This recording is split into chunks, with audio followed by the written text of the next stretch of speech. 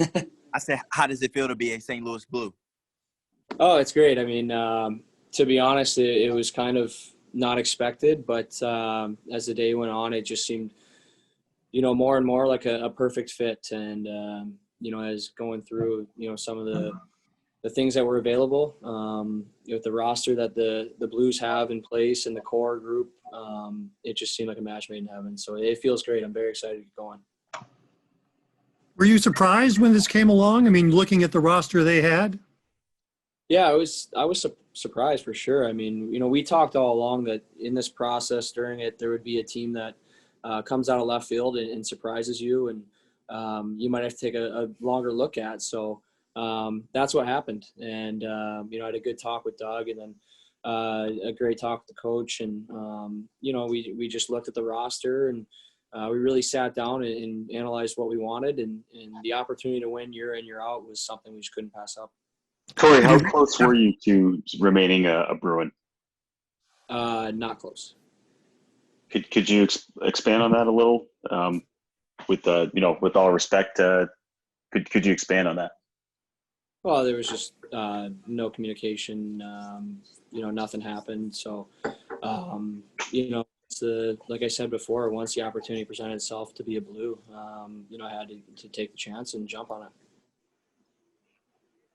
Or was this even in your head or your agent's head before today that the Blues were a possibility?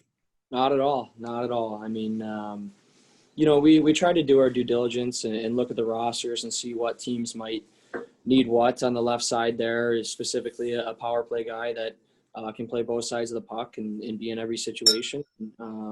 This was one of the teams that we just didn't know what was going to happen. And when it showed up, we had to really take a better look at it and see what we could do here. And we really liked the fit, and obviously it all came together quickly, and we're very happy with how it worked out. Hey, Torey. Have you reached out to Robert Thomas, or have you heard from him?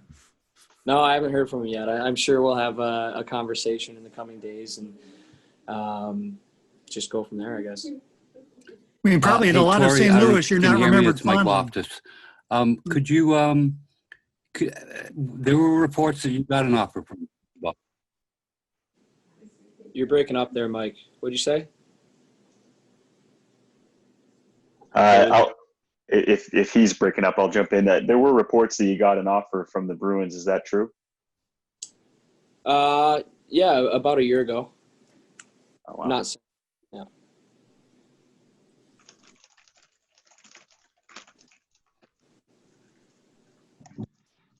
Anything during that Stanley Cup final series that you remember that sticks out where now you look at that as excitement in terms of being part of this team? Yeah, I mean, I think the wave after wave that team brings, every line when they jump over the boards, they know what their job is to do. And I think when you're playing against that, it's almost like it's tiring, and you're like, holy crap, this line's coming over the boards and I got to play against this. And then the next shift, it's a different line, and just the DNA, and guys understand their roles, and they're relentless and they play with grit. And I think that's what's really exciting to me. A very deep team, committed to the team, and they play in your face style. And I'm excited of joining that. Torey, for people who don't know about your style of hockey, how would you best describe your game?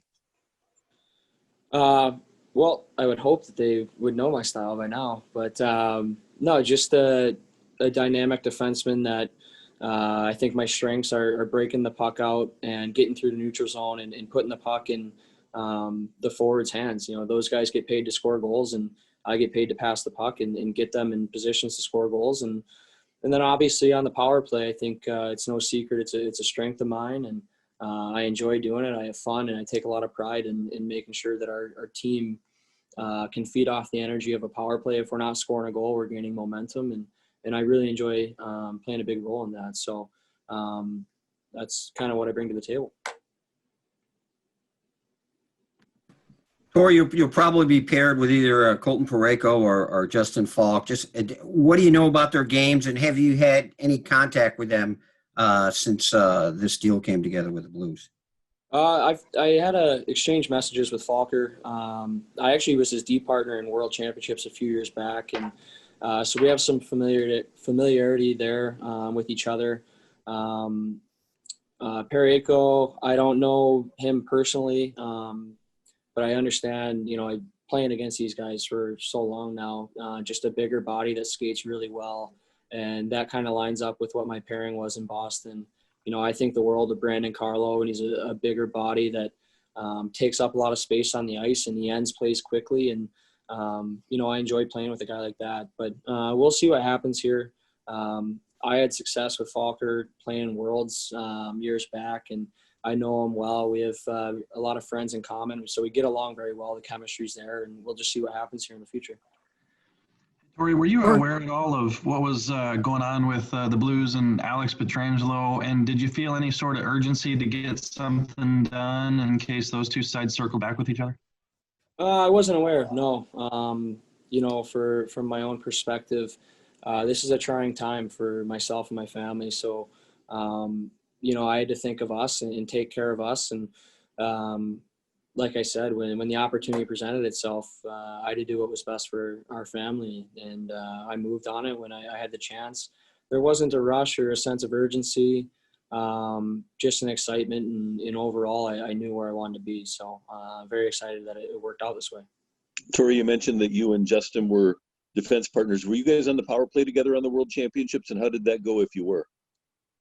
To be honest, I don't recall the power play too much. I think when I think about it now, we were fixated on Jack Eichel a little bit. I do remember being on the 5-on-3 with him. So I think we were out there together. I think at one point it was me, him, and Seth Jones and two forwards on a 5-on-3, which I thought was a unique setup. But just some good memories. And like I said before, I know I get along with him really well. So that should be a good transition. Torey, when you get up today, were you already out of Boston? No, not at all. I mean, in your mind, yeah. No, not in my mind. I mean, I didn't know what today was going to bring, and I was going to welcome anything that came through the door, or I guess rang through the phone. And it didn't work out. I was looking forward to having a conversation with them. It just didn't happen. And but I'm very lucky, and I feel like an opportunity to join the Blues was just lucky and very happy that it worked out. Very excited to join this group. Torey, once you got going with the Blues, obviously several teams called a player of your caliber. Was there anybody else in the mix? I just don't really want to talk about that, to be honest. Once I got the opportunity to and had that conversation with Doug, I knew that it was a great situation.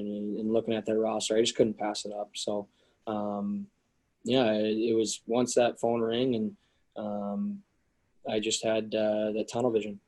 Hey, Torey, can you put into words, I suppose it'd be your hunger to win a Stanley Cup, coming so close 2 years ago, and obviously being in the mix this past year? You've accomplished so much in your career, but this opportunity? Well, it's a great opportunity. I've come very close 2 times now. Even in 2013, the way we lost Game 6 was heartbreaking, and then to lose a Game 7 in your own building, it's like I said, heartbreaking is the only word I can use here. So for me, it's a very important part of the vetting process when I was looking at teams and trying to figure out who had an opportunity to win, and this is one of them. So year in, year out, I think you're gonna see a group that can compete, and that's what I'm looking forward to. And I don't know if you know Ryan O'Reilly personally, but just what do you know about him as a hockey player and as a leader? Well, I think just his commitment to a two-way game. And, I mentioned before Patrice Bergeron. I don't think there's a guy in the world I think higher than Patrice, but the way that they play the game, they're just committed to both sides of the puck. And, to have a guy, your leader, be a guy that's committed, 200 feet, day in, day out. He shows up, from what I've heard, shows up to practice, leads the way. He's out on the ice after practice doing extra drills. We've all seen it on social media. To have that guy, that energy just feeds through a room, and that's what a good team needs. Torey, can you? Torey, are you physically in Boston right now? Where are you? Yeah, Yeah. I'm in Boston. Any thoughts on, even though it's not a direct thing, that you're kind of being the guy that replaces Alex Petrangelo? Is there a challenge in that? I would, I don't think anyone here is expecting me especially from the Blues standpoint, to replace an Alex Petrangelo. I think the world of him as a player, and I don't know him personally, but I just think we're different people, different players, and I don't think anyone could really come in here and fill his shoes. But I'm excited about the opportunity that I have here. I think I can do things a little bit differently, and I'm going to play to my strengths. I'm not going to worry about what people think about that. There's a reason that the Blues wanted me, and there's a reason I came here, and I'm just going to try to do my best to fulfill my potential. Let's do two more, and I think, Kevin, you had your hand up, so go ahead. Torey, can you reflect on your time here? You started here, you had your years, you had success. How hard is that to leave, and how hard is it that it was only a year ago that they made that offer and it wasn't up to par? Just your feelings on all of that. Yeah, it's, Kevin, it's very hard. To be honest, I don't have all my thoughts and feelings, ready to respond to a question like that. My initial response is that I'm just very excited to join the Blues, and sad that I have to leave a city that gave me the opportunity. I mean, when I came into the league, there's not many teams in the league that would have taken a chance on a 5'9" defenseman, a puck mover that was undrafted, and it's tough. I grew up here and grew up as a professional, and my family's grown here, so it's emotional talking about it. We'll see, how I react in the coming days, but as of right now, I'm just really excited. Great group of guys. To move on from a city like this locker room, I have lifelong friends that, I'm going to remain in contact with and be very close with. So, from that respect, I'm just very thankful for my time in Boston and all the lessons I've learned over the years from that group of leaders, and even the organization, top to bottom. I have nothing but great things. Everybody good? Go ahead. If I can follow up on that, if you can just reflect on that money piece. They don't often lose someone here for money. They kept everybody, Bergie, they kept Marshy, all of that, for it to come down to the dollar thing.